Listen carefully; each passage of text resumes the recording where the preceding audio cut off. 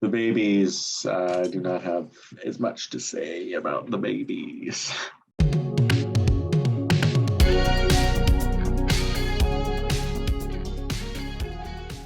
What's up, everybody? Welcome back to Taste Like Music. Jason and Joe here. Cram's got the week off, and we are talking about the babies this week. 6 studio albums to rank. John Waite and Company. First record came out in '76. Kind of a hard rock, AOR, a little bit of power pop thrown in there. Kind of an interesting band, not super well known, but they did have a string of hits in the late 70s, early 80s. If you're new to the channel, we cover a different band every week. We rank all of the studio albums on Tuesday. We do top 10 songs on Wednesday. And we do a third discussion video on Thursday. And you never know who we're going to cover. Sometimes they're bands that we know and love. Sometimes they are bands that we don't know and end up loving. And sometimes we don't like the bands that we cover. And you just never know what you're going to get. We're always going to just give you our honest opinion. But going into this week, I knew a handful of these records. My dad had several of these on record in his collection growing up, heard them. I know for sure he had the debut record. I think he actually had all of them except maybe Union Jacks is the one that doesn't look too familiar to me. I know I definitely listened to the debut a decent bit. I had one of the tracks in my 76 Songs of the Year list. So I like the babies, and I knew a good bit of the material going into the week. How about you? I did not know any albums of the babies. I knew the songs, the couple that play on the radio, which are not a good indicator at all of what the babies sound like. You got Isn't It Time and Every Time I Think of You are really the only ones you hear on the radio. Not quite a good sample of what the babies had to offer, but I did think enough of Isn't It Time to put it on my 1977 list. So I was definitely interested in hearing all these albums. But this week was the first time I've heard any of these in full, so we'll see very shortly what I think of them. I have a feeling I know what the bottom's going to be. You want to go first? You want me to? I'll take this one. I'll handle this one. I'll have some of that. No, I will not. This is not a real babies album. I feel bad talking about it. It's self-produced, I think. It sounds terrible. I don't know what they did. I don't even know who's on it. It's definitely not John Waite, definitely not Jonathan Cain. They're not on this one. It's a bunch of jabronis. It's really just awful. It's one of the worst things I've ever heard. I think it's right there with Boston, Love Life, and whatever. At the worst thing I've ever heard doing this channel. It just sounds like a bunch of pervs recorded a demo in their garage. The vocals are a bad ripoff of Black Crowes or a slightly passable ripoff of Buck Cherry. And the lyrics are so sexualized. It's just so kind of lame and cringy. The riffs are just the most basic rudimentary crap you can possibly imagine. There's this synth flute on After Midnight, just probably the worst thing I've ever heard. And the lyrics are just gross. It's just awful. The only track on here worth it's not even worth listening to, but Uncivil War isn't the worst thing I've ever heard. But then you get back into it with Stay the Night, which has some female backing vocals, but they don't sound good. I don't even know who's singing lead. It doesn't sound like the normal dude. Another one where the lyrics are just so ham-fisted, whatever. They stink, just the most.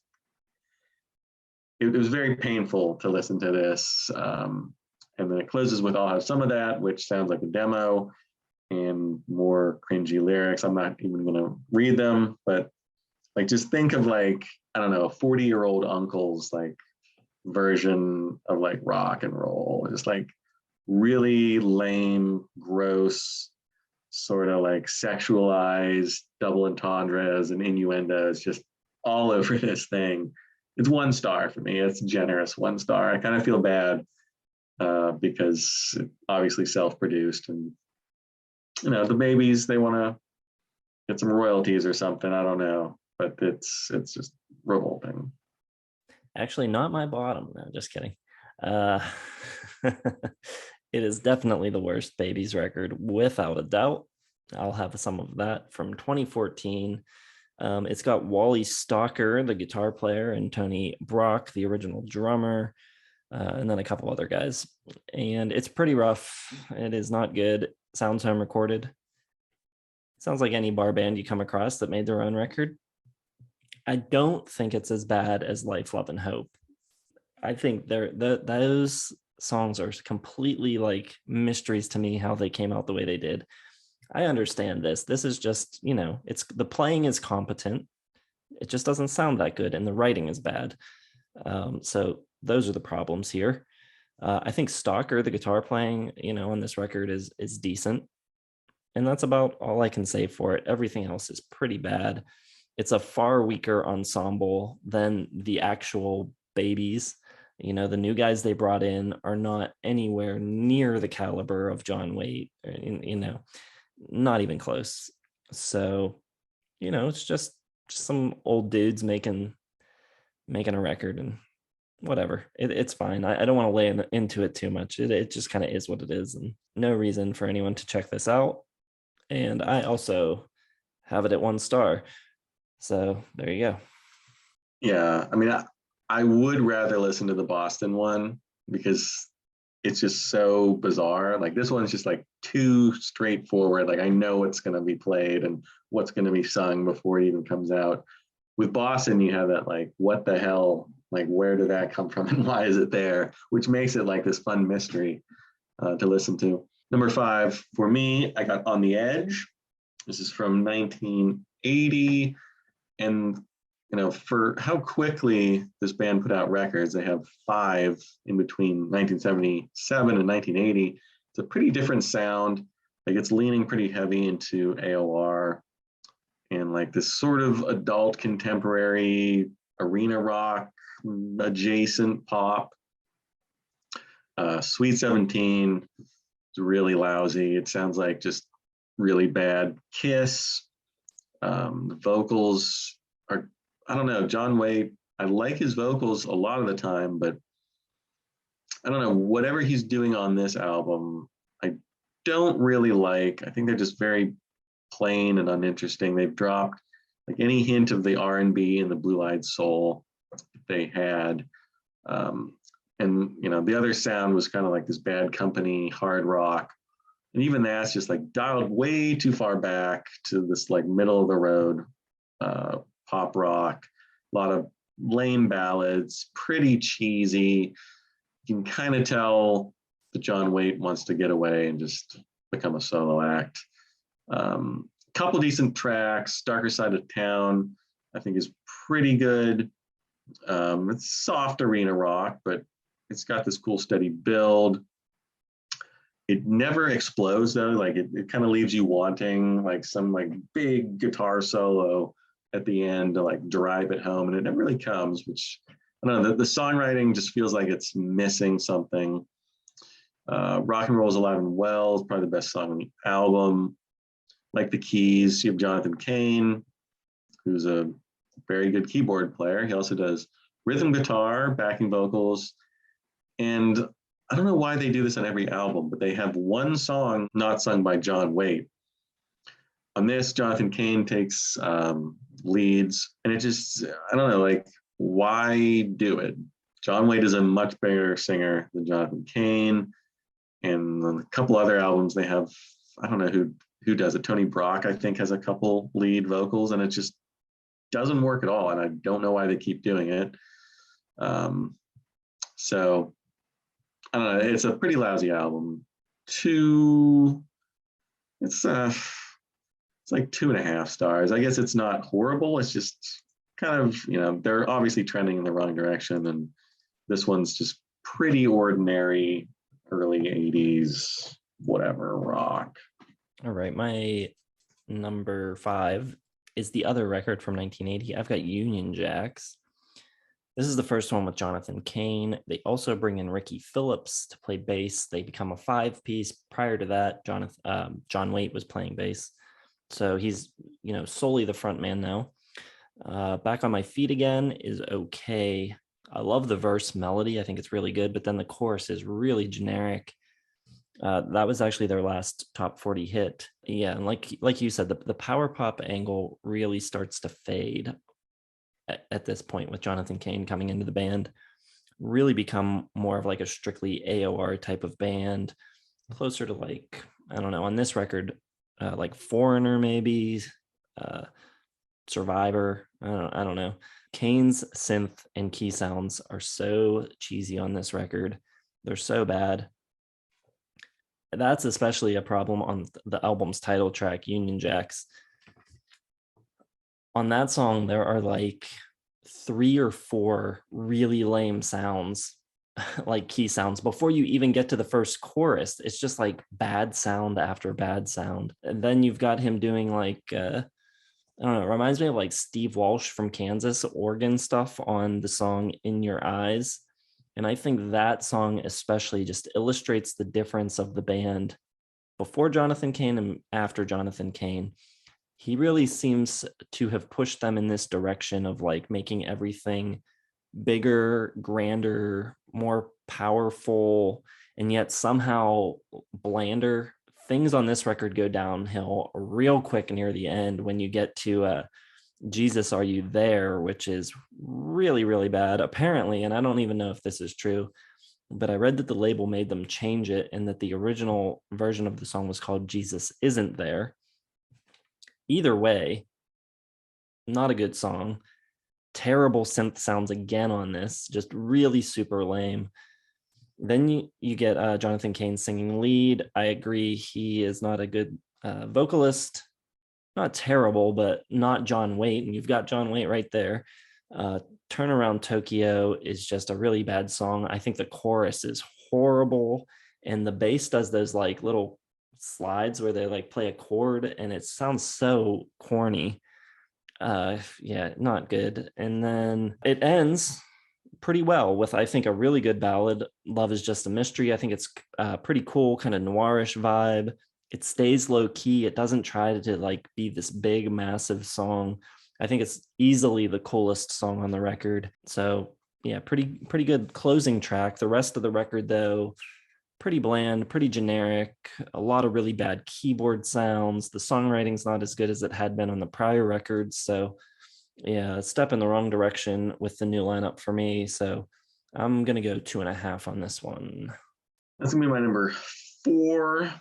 Jonathan Cain just really doesn't add anything to this band at all. His appearance really signals the end of whatever interesting, semi-interesting stuff they were doing.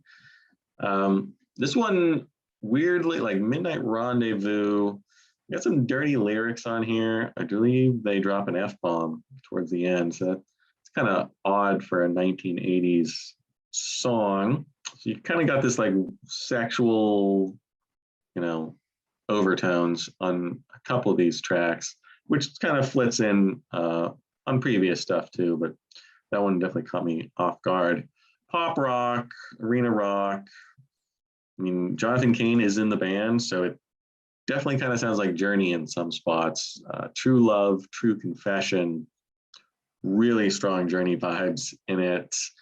Kind of surprised it wasn't a hit though, because it has like that Journey beat to it. The hammering staccato bass from Ricky Phillips is pretty cool. And I do like the guitar from Wally Stocker here. I got a cool guitar line. But like Jason said, it goes downhill pretty quickly. Every track until the end, Love Is Just a Mystery is pretty good, but every track before that gets worse and worse. Union Jack like really leans into the Britishness of the backing vocals, and I don't think I knew they were British at all until like that came on. And I was like, are they British? I thought they were an American rock band. Apparently they're from Britain. So that was weird. Kind of seems out of place. Jesus, Are You There has this weird, I don't know if they like want to be Elvis Costello or something, but these like synth stabs that kind of come in just do not fit the band at all, the song at all, this album at all. When Jonathan Cain takes the vocal lead on Turn Around in Tokyo, just doesn't work at all again. And it has this weird new wave flavor to it I was getting. I don't know. Maybe that was Jonathan Cain's work or something, but it's something that had never come in before. And then like out of the blue, you get like these hints of like these weird other directions. So I just don't think the band knows what it wanted to do here. They didn't have like one, I mean, maybe they had one dude leading it. Maybe Waite was still in charge, but I think the influence of Jonathan Cain here really takes it into some weird and unappetizing directions. So I don't know. It's probably 2.5 stars for this one as well. My number 4 is On the Edge, the last record of the original run of the band. I think Cain seems to have settled in a little on this record. He doesn't seem to be trying to do quite so much. On Union Jacks, it almost seems like he's like trying to be a little show-offy at times, like just trying to do way too much, tons of terrible like synth sounds. Here, I don't even really notice him as much. It's a much more guitar forward record. Some of the power pop comes back on this record, on a track like She's My Girl, which reminds me of a little bit of like a Rick Springfield song or something. It's a good pop rock tune, early 80s kind of, mainstream kind of sounding pop rock, but pretty decent. Darker Side of Town, that track has a opening piano figure that sounds very, very close to their earlier hit, Isn't It Time? Postcard, though, I think is a really, really good song. I like the drumming on it. There's some really nice ride work. Tony Brock, I think, is a pretty underrated drummer throughout most of the catalog. He does some nice drumming. Cain sings Too Far Gone, which is a pretty lame rock song. I don't think a different singer would have even saved that one. I just think it's a bad song, and then it doesn't help that Jonathan Cain is singing it. Then he also sings the closing track, Love Won't Wait, which would definitely be way better if Waite sang it. I think that's actually a pretty cool tune, but it's a weird way to close the record with Jonathan Cain singing 2 of the last 3 songs. Kind of just comes apart a little at the end. And like you said, Sweet 17, which is the second track on the record, I think is a pretty bad song. So you've got like some bad stuff near the end. Sweet 17 doesn't really work. Darker Side of Town's okay, but it does have like some good other songs throughout, like decent power pop rock. Not the most exciting stuff in the world, but not too bad. I've got it at 3 stars. All right, this is where it gets tough for me because I think all the rest of these albums are pretty good, but I don't know how much I love them. Number 3, I'm going to go Head First. They're definitely moving into more of a, I don't know, shiny production, more radio friendly. Love Don't Prove I'm Right has these harmonized Thin Lizzy type guitars to them. It's kind of hard rock, but like it's very smooth. So I don't know if they're going for more radio play here or what. Definitely more emphasis on guitar, less orchestration on this one. And I don't know if that's a good thing necessarily. It's tough. I think the band's best when they're doing stuff outside of the hard rock, power pop milieu, but I don't know. I think they're pretty competent in just straightforward rock, which is mostly what you have on here. Every Time I Think of You basically takes the template established by Isn't It Time, like semi-Motown flavored, strong backing vocals from the Babettes, a big swelling chorus. It was written by the same dudes. I think it's a really solid track. I Was One feels like a slightly poppier version of Bad Company, pretty close to arena rock, but it's pretty catchy, good guitar lines, nice forward momentum. One of those, foot stompers, foot tappers, maybe. I don't want to say stomp, more of a tap. You Got It, another kind of arena rock. Like they're getting close to the arena rock. Journey, Foreigner, whatever was big around here in Boston. Please Don't Leave Me Here has some cool heavy piano accompaniment.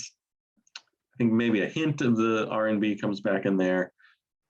But by the time you get to California, you got like this calypso fake steel drum. I don't know if it's synth fake steel drum or what it is, but it sounds pretty lame. The synths are bad. And I like when Waite turns on the Blue-Eyed Soul, but the accompaniment here doesn't work at all. And there's another one. What's the one where the drummer sings? I know he sings on here somewhere. He sings on Please Don't Leave Me Here. It's not good, or does he? I don't know if he does or not. They kind of trade off, I think. I don't know. It doesn't matter.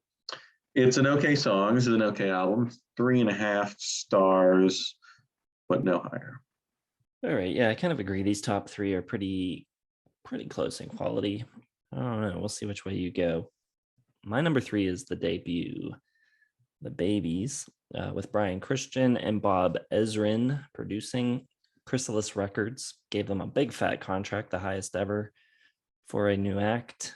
I think the album is a pretty great blend of hard rock, AOR, power pop, like you said, a little Blue-Eyed Soul in there as well. If you've got the time, I think is just a completely perfect blending of those things. It's just a great groovy hard rock verse, super catchy chorus. Waite's voice is excellent on it, just really, really cool. The problem with the Babies is that they are always teetering right on the edge of like ridiculous hard rock cliche. They walk right up to that line all the time. And as long as they don't cross the line, I think they've got a really winning formula. But it's a really tough line for them to walk. It's like as soon as one thing or one piece of the formula goes out of whack, the whole thing just crumbles. Like when it's good, it's really, really good, but it can go bad very quickly. But I think on these top 3 records, it's mostly really good. Wild Man, I think, is a really good power ballad with some good drumming, which is followed by Laura, which is another ballad, but it dials down the power a little bit, just kind of a nice, more plaintive ballad. Has a really good guitar solo on it, though.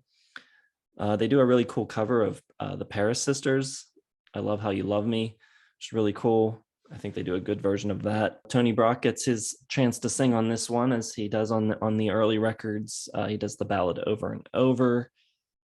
That song, it's okay. I think Tony Brock actually has a pretty good voice. I don't mind him singing as much as I mind Jonathan Cain singing. But that song has this really weird synthy bridge. Like all these synths suddenly just like descend upon the song. It's just a little too much.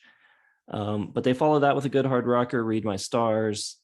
I think Stocker's guitar sounds great throughout the record. Waite is just like wailing throughout it. The closing track, Dying Man, I think is a really cool kind of funky tune, a little bit different from the rest of the record. It breaks out of the rocker or ballad kind of binary that they go by. It's like one or the other. This song's kind of different from those two choices. So it's a good way to close the record.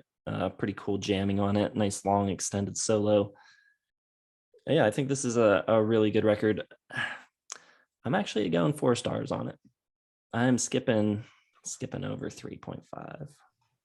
Wow. Didn't take you for such a Babies fan, but maybe you had to grow up with these albums. The Babies is going to be my number 2, self-titled 1976, maybe? I don't know. I saw somewhere 77, but it also says 76 here. And this one, I think it's a pretty good sound that they've, charted out. A little hint, more than a hint, a Bad Company, that's, English electric blues, a little R&B, a little, hints of the R&B. I think they use that well. Blue-Eyed Soul, maybe a little bit. So, it's an interesting mix, I think, of all these different styles. I think the biggest problem with this album is if you told me Bob Ezrin produced it, I would have not believed you. It's a really, I mean, Waite is so drenched in reverb that he sounds like he's like singing from a cave or something. The sound needs to be a lot more forward, a lot harder, I think, to really work for what they're going for. It works sometimes, but when they try and like rock out and it's just like so echoey, kind of weird. I think it starts off pretty good though with Looking for Love, If You've Got the Time, both good hard rock-ish numbers. If You Got the Time has a great riff. I hear a little like Aerosmith on there as well. I Believe in Love is like a real 80s power ballad leaning kind of thing, which, that's the direction Waite would go in when he left the Babies in 1980. So kind of see those beginnings in him there. I also really like the cover of I Love How You Love Me from the Paris Sisters. Just a cool change up. I really like when bands do like those Motown R&B kind of numbers, and they do it quite well. Over and Over, you got Tony Brock singing, a little too adult contemporary. I think his voice is okay, but just not distinctive enough to warrant him singing instead of John Waite. But Read My Stars and Dying Man are really good. I think Dying Man has this cool, like progressive pop R&B flavor to it, and it gets this really heavy rock outro going on the end of it. A real extended jamming on that. Wally Stocker's guitar sounds really cool. Kind of wish they had done a little bit more of that kind of thing or gone in that direction. I think it would have been a cool way to go, but that's really the only time they do that. So it's 3.5 stars. I think with better production, maybe 4, but we're still at 3.5. My number 2 is going to be Broken Hearts. Tempted to flip it to make Cram pick for both of these artists, but no, Broken Hearts, my number 2. Ron Nevison produced this. We came across him fairly recently with the Thin Lizzy discography. I think the production on this is a little cleaner, a little better than it is on the debut. You're not wrong about the production on the debut, especially the vocal production is, I think, where the real problem lies on that record. But that is fixed here.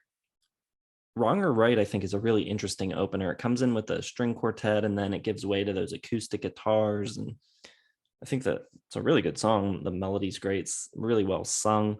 Just not what you would expect from like the first track following up their debut. Kind of interesting, different direction. The second track, Give Me Your Love, I think is probably the most Zeppelin-esque song in their discography. I think that's really what they were aiming for with that. You've got that really big Bonham drum sound. It's got a little bit of that almost like trampled underfoot groove to it. Isn't It Time is the band's biggest hit. The backing vocals from the Babettes on it. You got horns and strings. I think it's an okay song, but John Waite sings the heck out of it. Really good vocal performance. For me, the title track, Broken Heart, is the standout here. Really catchy pop rock song. Got the cowbell going.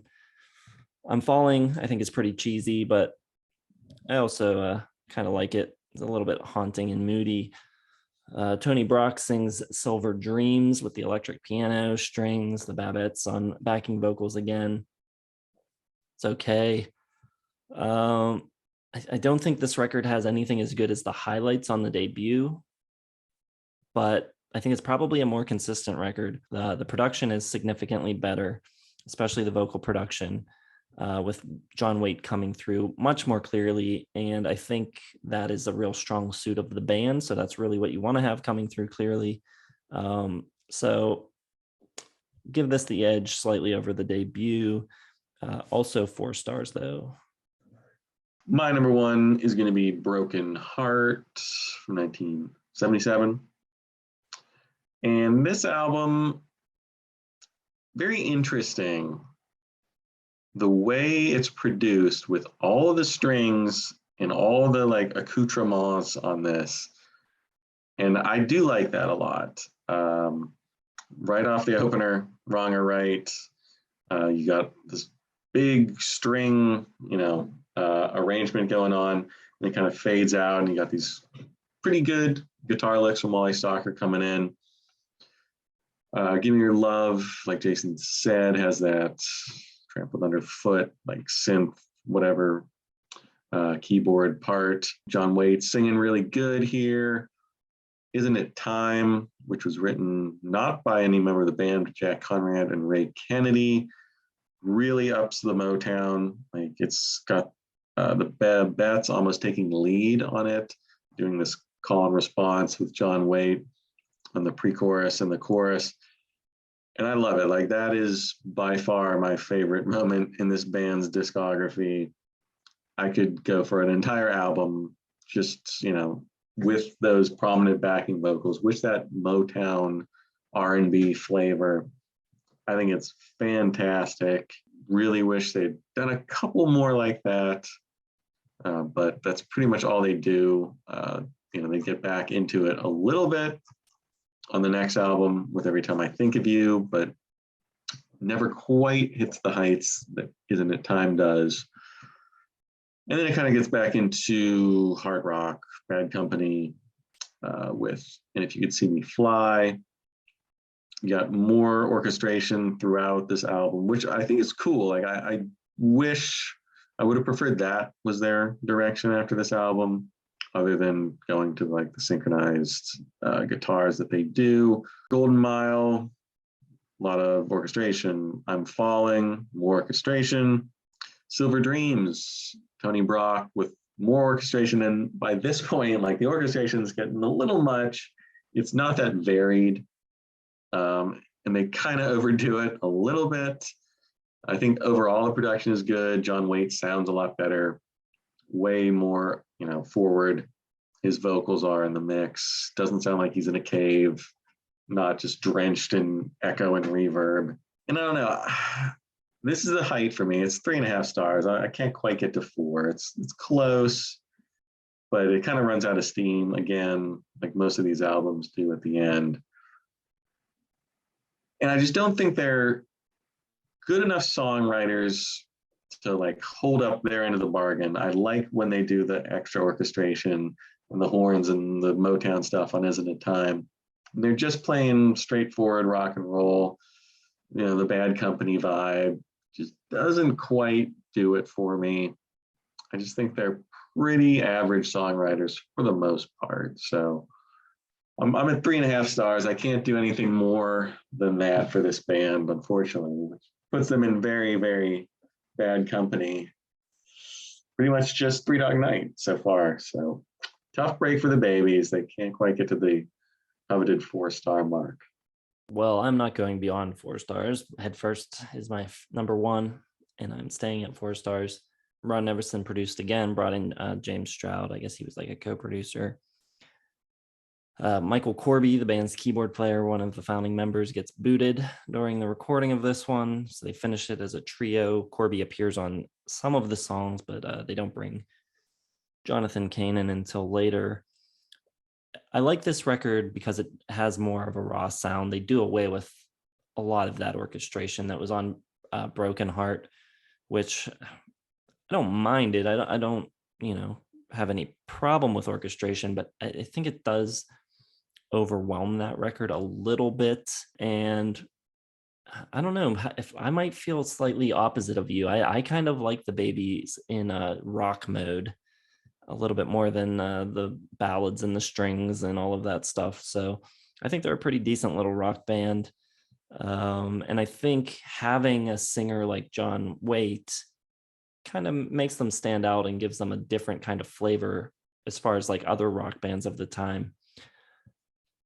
So I like the rawer sound of this. I think the production itself is a lot drier too. The drum sound here is a lot more straightforward, just kind of like in the room with the drum kit, which I like. Every Time I Think of You is a ballad by the same writers that wrote Isn't It Time. One of those writers, Jack Conrad, actually plays bass on the song. I Was One, though. I love that song. I think it is absolutely awesome. Really cool rock song. Got these harmonized leads, which are just, overdubs, but really, really cool. I love the melody of that song. I wish I could explain it better, why I like it so much. If I knew my modes better, I could probably drop some theory on you right now, but unfortunately I don't know my modes very well. Billy Nichols penned White Lightning, I think is the one track on this record that does not work. The lyrics about going to the dentist are really weird. The strings on that track are way too over the top, really cheesy synths too by John Sinclair. Just a whole bunch of stuff about that song doesn't really work. But I think the rest of the record works pretty well. Run to Mexico, I think, is a cool track. Great piano from Corby before he departed. It's also got some like clavinet sounding keys on it. I don't know if it's a real clavinet or just like a synth sound, but pretty cool. Head First, the title track, has this very like Blondie one way or another type of guitar riff, which I think is really good. You Got It, I think, is a good acoustic ballad. I love the backing vocals on that and the way they're panned hard right and left sounds really good. That's another track with the kind of the strings coming in a little overkill.